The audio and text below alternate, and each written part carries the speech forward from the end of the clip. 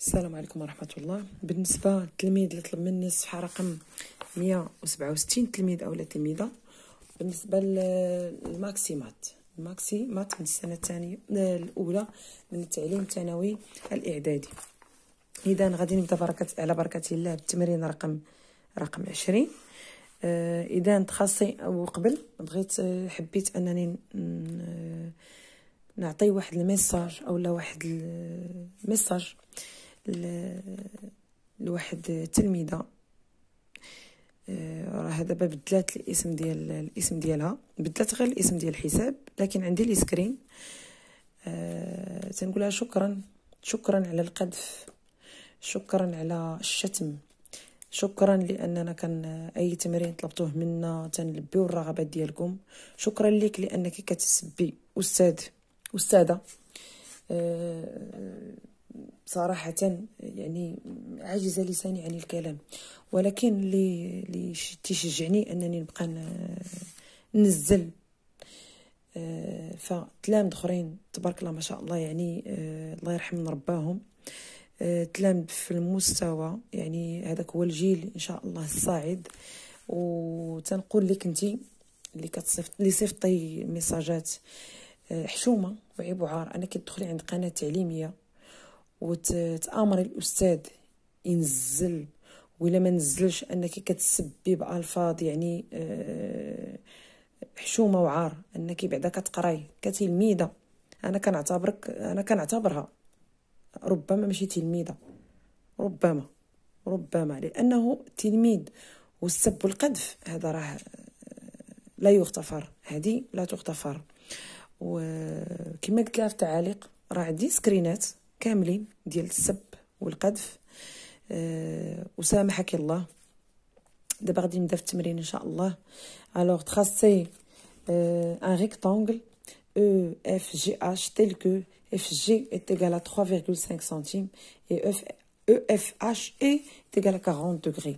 بالنسبه لهاد الزاويه هذه اللي فيها 40 دوغري ما كاينلاش، لان بريميرمون ان ريكتانغل راه اصلا ان ريكتانغل راه الزوايا ديال كله راهما دغوات. اذا غنديرو هنا او اف وهنا في جي اش غادي ديرو 3.5 سنتيمتر.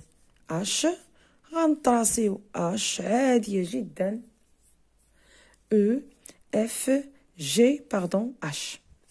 وبالنسبه للزاويه راه هذه هي اللي فيها 40 درجه. اذا هكا غادي يكون الرسم ان شاء الله. اذا هذا بالنسبه لرقم 20 باردون. اذا تمرين رقم 21 تخاصي ان كاري، عندنا ان كاري de 12,8 centimes de périmètre. Alors, on sait que le périmètre d'un carré est égal à le côté fois 4، يعني الضلع في 4. وهنا عندنا حنا le périmètre c'est 12,8 centimes est égal à le côté fois 4. Alors, le côté de ce carré est égal à 12,8 sur 4 est égal à 3,2 centimes. إذا الضلع كيساوي 3.2. إذا غادي ترسموا ضلع فيه 3.2 سنتيمتر. أنا المسطرة يعني نفس العبار 2 4 5.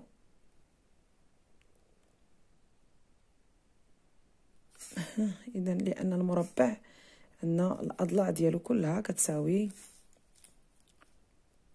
متساويه، ولا تنقولوا متقايسه. اذا برومييرمون راه البيريمتر كيساوي لو كوتي فوا 4، وعندنا حنا لو بيريمتر خصنا نقلبوا على لو كوتي. الوغ لو كوتي سي لو بيريمتر سور 4. كنتمنى انه 20 و 21 تكونوا فهمتوها. نتوما بلا ما ديروا هذه 40، يعني هذه باينه او اف. عندنا اللي مهمه هي اف جي كتساوي 3.5. دونك هنا او اف خصها تكون كبر من 3.5 لانه سي ان ريكتانغل. اذا غادي نمشي للتمرين رقم 22. تخاصي ان لوزونج ا بي سي، ان لوزونج ا بي سي دي. اوكي. اذا 21 و 22 تمرين رقم 22. إلا بغينا اللوزونج أننا نرسموه، لوزونج أحسن فكرة باش نرسموه هو أننا نديرو العمودي، نديرو عموديين، يعني لأن معين راه القطرين ديالو راه عموديين، قطريه راه متعامدين.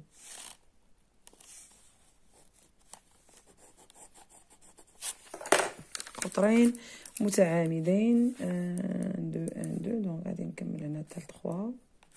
الوغ هذا هو المعين او بيان لوزونج A B C D. A B C D. وهادو les côtés sont égaux. Les côtés sont égaux. Alors 1 c'est 1. 2, tracer la droite delta perpendiculaire à la droite BD. À la droite BD. La voilà. C'est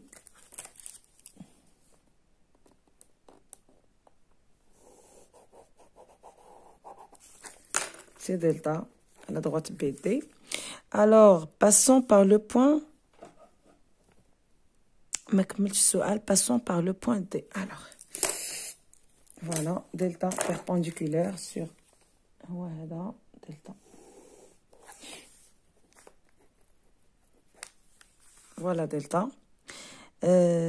La droite delta coupe la droite BC au point E. B, C. اوكي، هذه هي بي سي. دونك انا تنرسم، كنتمنى انكم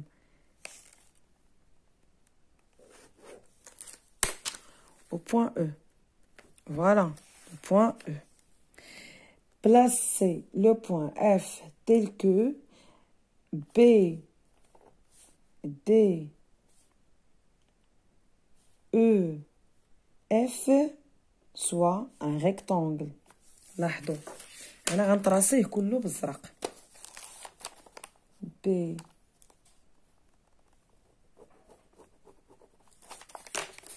B, D,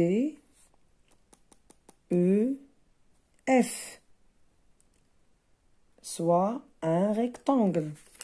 soit un rectangle. اوكي، عندنا هنا العمودي.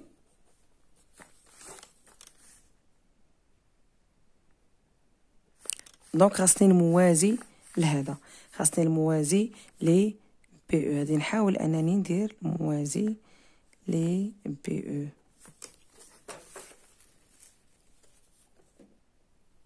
عندنا متوازيان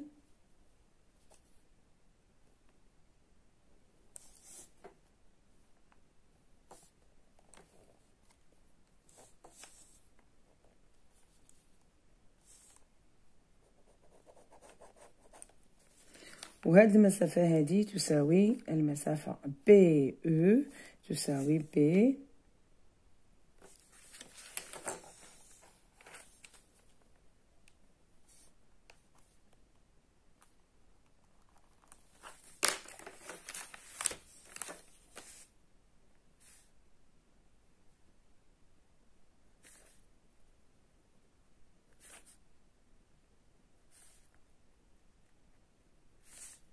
هذه اف. فوالا، هذا هو لو ريكتانغل. اذا بالنسبه ل 23 تمرين 23 هادو كل هاد الصفحه كلها فهي رسم دلتا D1 et D2 sont deux droites perpendiculaires et à un point du plan. Voir la figure, recouper la figure sur ton cahier, construire le rectangle ABCD d'axe de symétrie, ABCD de symétrie D1 et D2. Donc la symétrie ديال هذه هي هذه. دونك خصنا ناخذوا نفس المسافة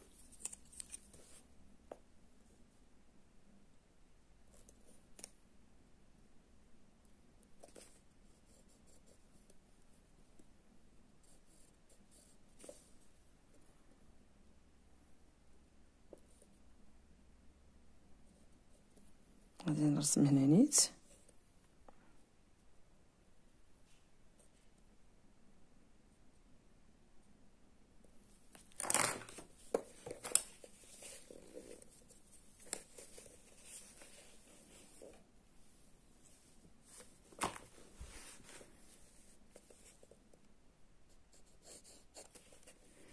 غادي نرسم غير العمودي تقريبا.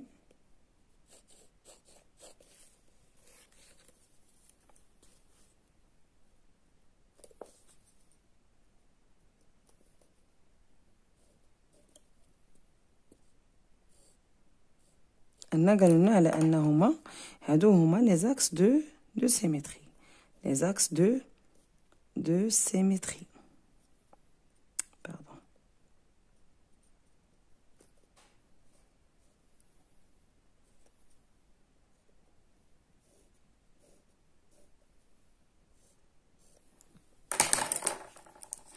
الوغ هذه هي بي، هذه هي سي، وهذه هي دي. وغادي نرسم هاد النقط.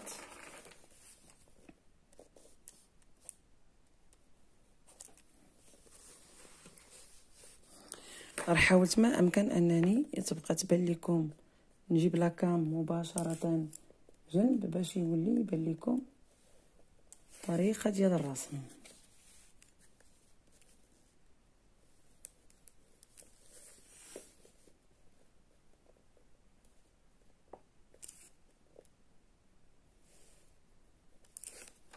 فوالا لو ريكتانغل هو هذا.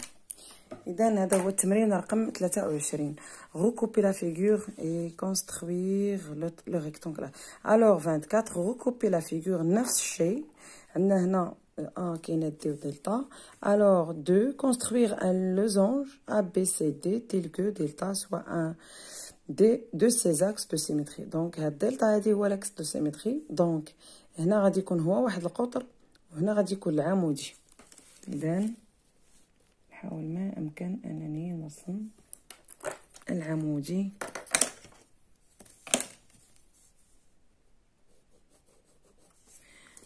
لان دلتا هو لاكس دو دلتا هو لاكس دو سيميتري.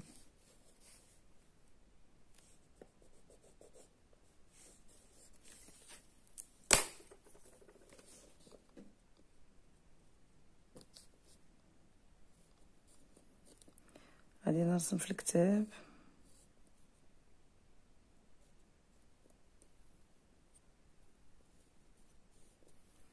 فوالا دونك هذا هو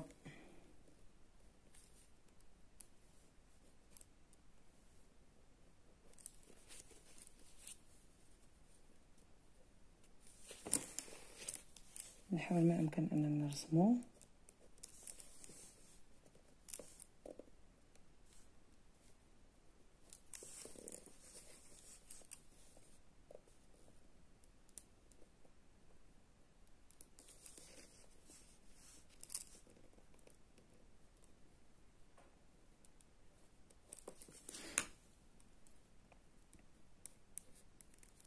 هذا هو المعين، هذا هو المعين. اذا بالنسبه للزونج هو هذا، لان دلتا هو سيميتري، ان هذه مقابل ديالها هو هذه وهذا، دي المقابل ديالها هي سي، هي بي، المقابل ديالها هي سي، السيميتري ديالها هو سي.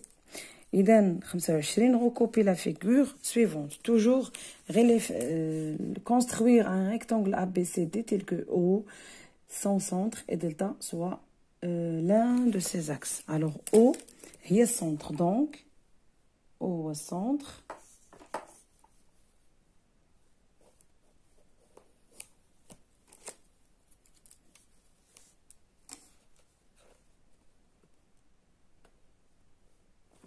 O هو لو سنتر.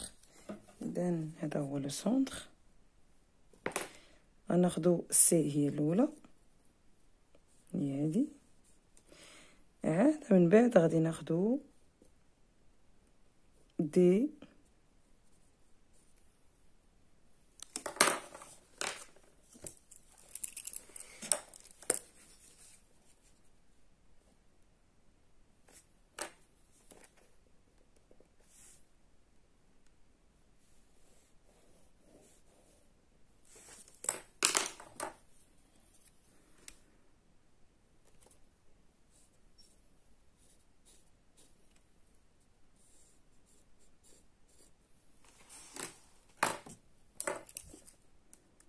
بي C, D. A, B, C و D. خديت نفس لأن O هو المركز. راني كنتأسف لأنني ما كننزلش التمارين كلها، لأن تقريبا التمارين راه كيما تنقول راه متشابهة، يعني نفس الطريقة ديال التمارين. ملي كنشوف التمرين مغاير راني كنقادو، ملي كنشوف التمرين راه نفس الطريقة راني تنخليه وتنفوتو. alors soit ABC et ABC et ABD, deux triangles équilatéraux. Alors construire une figure, montrer que le quadrilatère ABCD est un losange. Non. A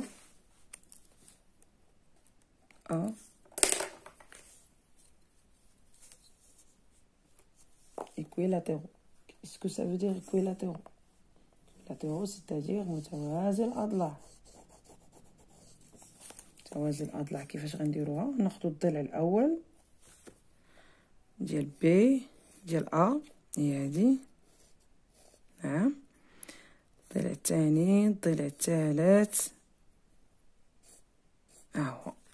إذا غادي نولي نرسم غير النقط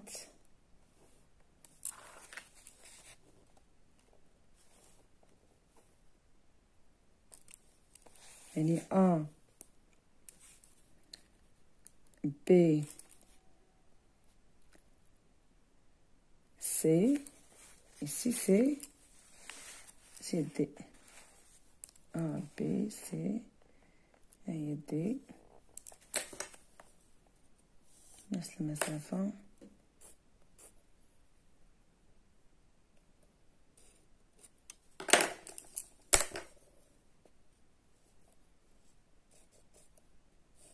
Pardon. Assez.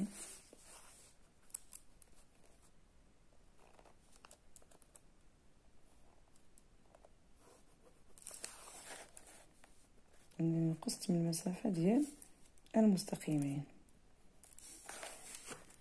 Pardon.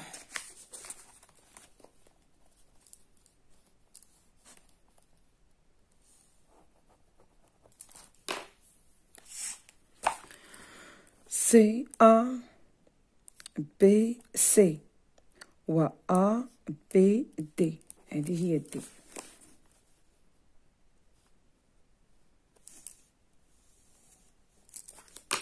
إذا قالوا لنا بين ou bien montrer que le quadrilatère ABCD est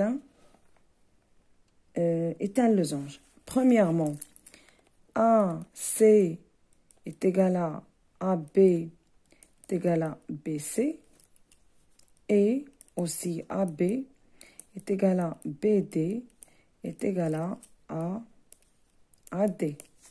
Donc, AC est égal à AB est égal à BC est égal à BD est égal à AD. 2, 3, 4, 5. Alors, AC est égal à BC est égal à BD est égal à AD. Donc, AC est égal à CB est égal à BD. Donc, trois côtés. Alors, qu'est-ce qu'on voit? On voit que c'est un parallélogramme de deux côtés consécutifs sont égaux. Donc, c'est que ACBD est un losange.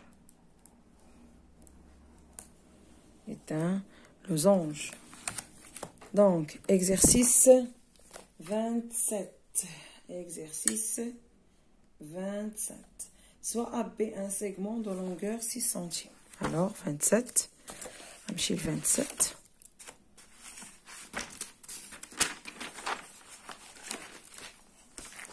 Exercice 27. ABC soit AB un segment de longueur 6 centimes et son milieu I. Alors 6 centimes. AB 2, 4, 6. C'est AB. Deux milieux I. Donc, et tracer la médiatrice delta du segment. La médiatrice, c'est cette القطعة. Donc, c'est dit. On sait que la médiatrice est toujours perpendiculaire sur le segment. Donc, tracer le centre, le cercle C, le centre I qui passe par le point A. Alors, voilà le cercle qui passe par le point A.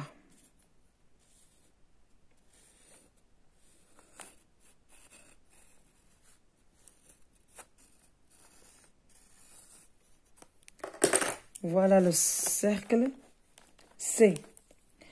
Alors, soit E, F, les points d'intersection du cercle avec la droite delta. Alors, c'est E, F. Ce sont les points d'intersection du cercle. Alors, montre que EF est égal à AB. EF est égal à AB. EF est égal à AB. On a E appartient au cercle C, donc IE est égal à I. Et F aussi appartient à C. Alors, IF est égal à IE, est égal à IA, est égal à IB. Et E appartient à delta. Et F aussi appartient à delta. Alors,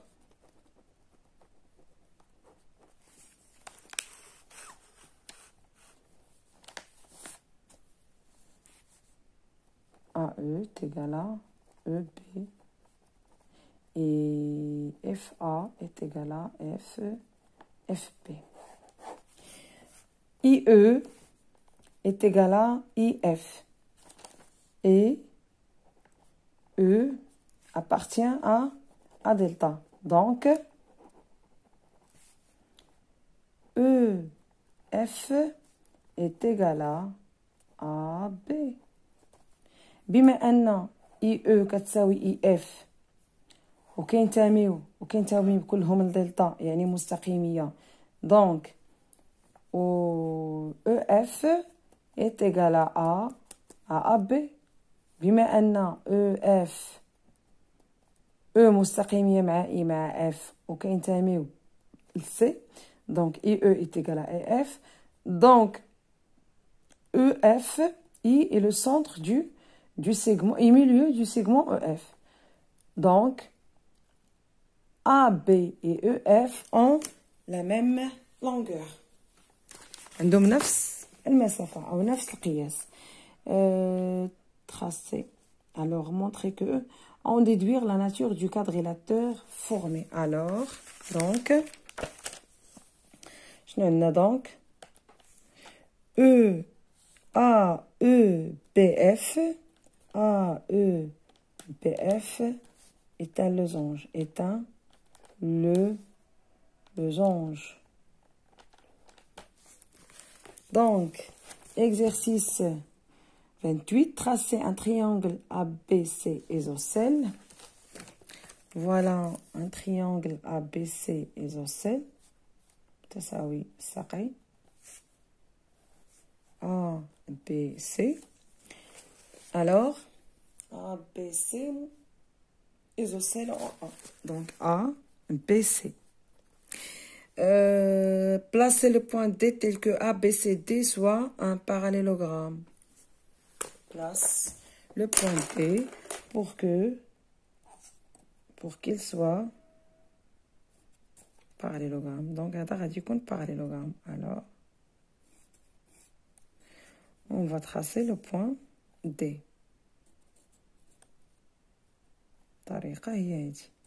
Donc, c'est le point D.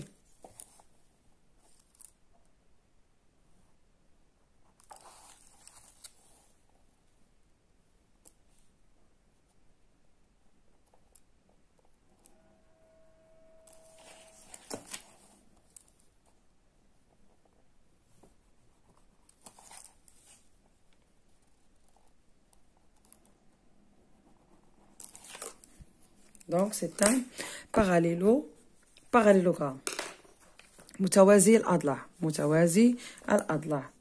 الا ما بالكمش هذا متوازي الاضلاع، هانتوما غادي نبدلو اولا غادي نزيد في الطول. غادي نطراسي واحد السيغمون. ها هانتوما كيفاش ديروا ليه. طراسي واحد السيغمون بي سي بي سي. من بعد غادي نديرو ا بنفس المسافه لانه ايزوسيل. هذه هي ا. الوغ دي هي هذه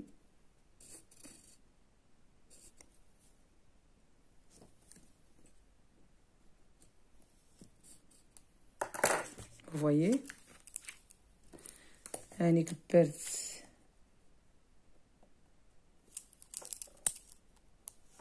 هاد الباراليلوغرام.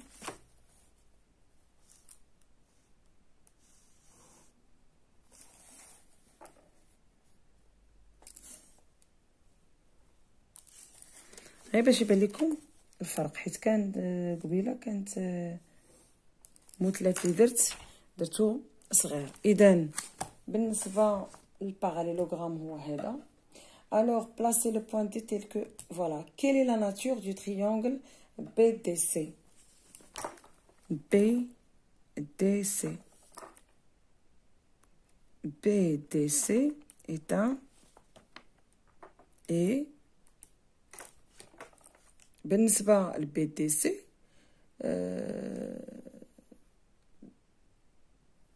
donc c'est 28, non c'est 27, pardon. Non, déduire que la nature du quadrilatère formé, donc c'est un A, B, C, D, c'est un لأن مشيت درت السؤال رقم 28 باقي 27. On déduit que A, B, C, D est un isocèle. Donc, tracer ABC, soit un parallélogramme tel que, voilà, Yehedi. Donc, 3, quelle est la nature du triangle? Voilà, ABD, BDC et isocèle. Isocèle. Tawa isocèle. Quelle est la nature du quadrilatère ABCD? ABCD, ABCD est un losange. Baina est un losange. 29. Tracé de droite perpendiculaire qui se coupe en un point. Deux droites perpendiculaires qui se coupent en un point. Voilà deux droites perpendiculaires. Pardon.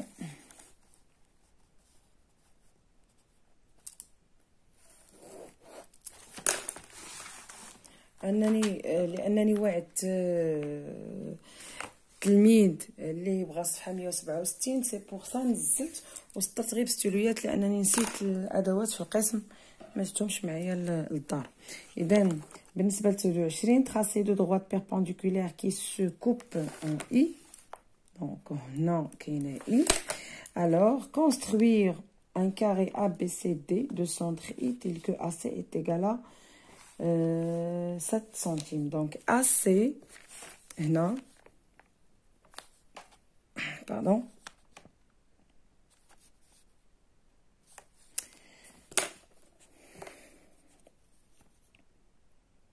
AC غادي تكون فيها 7 centimes. donc 3 et demi. هنا 3 et demi. Il y a 3 et demi. 3 et demi. Il y a 3 et demi. يعني عندنا نفس بالنسبة ل1 نطلبو منا في 29 ان كاري لأن القطر طلبو منا القطر AC فيه 7 سنتيم. دونك القطر مقسوم على 2 كيتلاقى في إي. دونك هذا هو المربع لأن غادي يكون قائم الزاوية.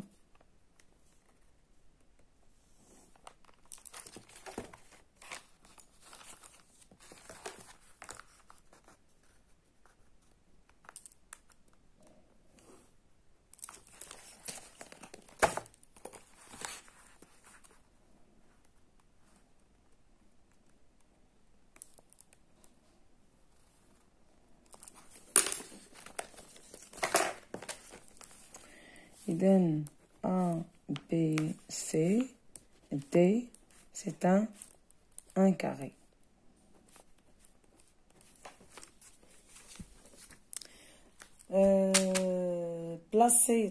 Placer un point I et construire un carré ABCD de centre I et de côté 4 centimes. Donc هنا في 30 غادي ترسموا مربع اللي في الكوتي ديالو 4 سنتيم، 4 ديال السنتيمترات، 4 ديال السنتيمترات، 4 سنتيمترات، 2 3 4 2 3 4. انا غادي نعتبر المربعات هما السنتيمترات. اذا هذا هو الكاري ديالنا A B C D. دو سونتر I، سونتر I هنا